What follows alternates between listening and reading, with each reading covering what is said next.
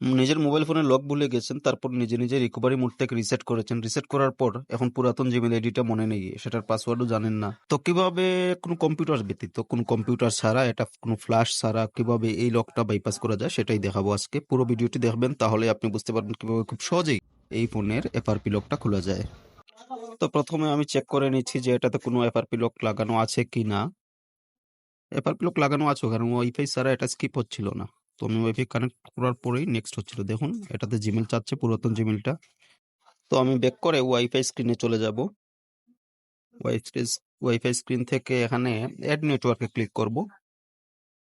এখান থেকে যে কোনো কিছু টাইপ করে সেটার উপর প্রেস করে রাখবো।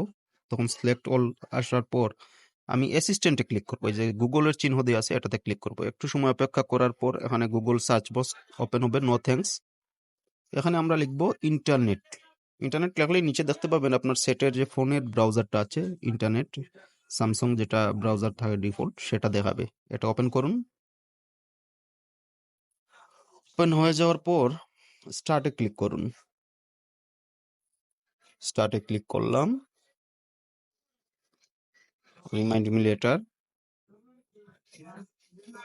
এবার অ্যাড্রেস বারে আমরা লিখব এফআরপি এপিকে রম, লিখে গতে ক্লিক করলাম।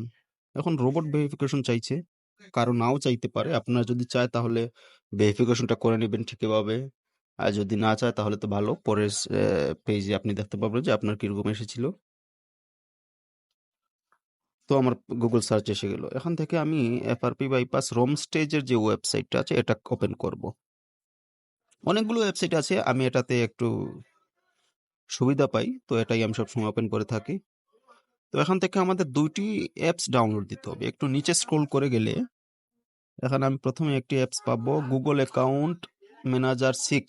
এই অ্যাপসটা প্রথমে ডাউনলোড নেবেন। গুগল অ্যাকাউন্ট ম্যানেজার 6 ভার্সনের, এটা অ্যান্ড্রয়েড ভার্সন 6 এই ফোনের, তাই এটা ডাউনলোড দিতে হবে। এরপর একটু নিচে গিয়ে আমরা দেখবো এফআরপি বাইপাস এপিকে, এই অ্যাপসটা ডাউনলোড করে নিব। তো আমার দুটো অ্যাপস ডাউনলোড হয়ে গেলো। এখন একটু উপরে স্ক্রল করলে আমি নিচে বুকমার্কসের ট্যাবটা দেখতে পাবো। এই বুকমার্কসে ক্লিক করব।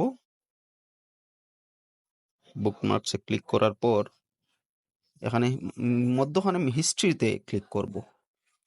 হিস্ট্রিতে যাওয়ার পর এখানে পাবো আমরা ডাউনলোড হিস্টোরি। এই ডাউনলোড হিস্টোরিতে আমরা ডাউনলোডকৃত দুটি ফাইলই দেখতে পাবো।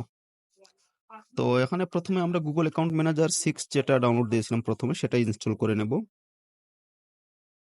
এটা ইনস্টল হয়ে গেলে তারপর আমরা এফআরপি বাইপাস এপিকেটা ইনস্টল করে নেব। তো ইনস্টল হয়ে গেল, ডানে ক্লিক করব। তো এফআরপি বাইপাস এপিকে এখন এটা ইনস্টল করব। তো আননোন সোর্স এলাও করে দিলাম। ইনস্টল হয়ে গেল। এখন এটা ওপেন করুন।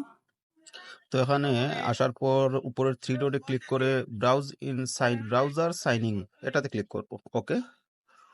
ওকেতে ক্লিক করার পর এই স্ক্রিনটা আসবে আমাদের জিমেইল লগ ইন করার জন্য। এখানে আপনি পুরাতন লগ ইন জিমেইল করার কোনো প্রয়োজন নেই। আপনি যে কোনো একটা জিমেইল লগ ইন করেন, সেটা লগ ইন হয়ে যাবে। আমি একটা এই জিমেইল আপাতত লগ ইন করবো, তারপর সেটিং থেকে সেটা রিমুভ দিয়ে দেবো যার ফোন তাকে দেওয়ার আগে। তো আমি আমার একটা জিমেইল লগ ইন করে নিলাম। তো নেক্সটে ক্লিক করলাম পাসওয়ার্ড দিয়ে। তো আমার জিমেইলটি লগ ইন হচ্ছে। আমাদের কাজ প্রায় 90% শেষ। তো শেষ আমার জিমেইল লগ ইন হয়ে গেলো। এখন আমরা ফোনটা জাস্ট একবার রিস্টার্ট করে নেব। এটা রিস্টার্ট না করলে নেক্সট হবে না, তাই রিস্টার্ট করে নেব। ভিডিওটা ফাস্ট ফরওয়ার্ড করা আছে যাতে আপনাদের সময় বাঁচে। তো আমার ফোন রিস্টার্ট হয়ে গেল। তো এখান থেকে আমরা জাস্ট নেক্সট করব। আমাদের বাইপাস শেষ, মনে করেন শেষ। এখানে নেক্সট করলে আমাদের দেখাবে যে আমরা জিমেইল এড করে নিয়েছি। যদি ভিডিওটি আপনার কোনো উপকারে আসে বা মনে করেন আপনি আপনার কোনো ফোন লক খোলার ক্ষেত্রে আমার এই ভিডিওটি দেখে আপনি উপকৃত হয়েছেন, তাহলে প্লিজ আমার চ্যানেল পেজ ফলো এবং সাবস্ক্রাইব করে পাশে থাকবেন। ধন্যবাদ।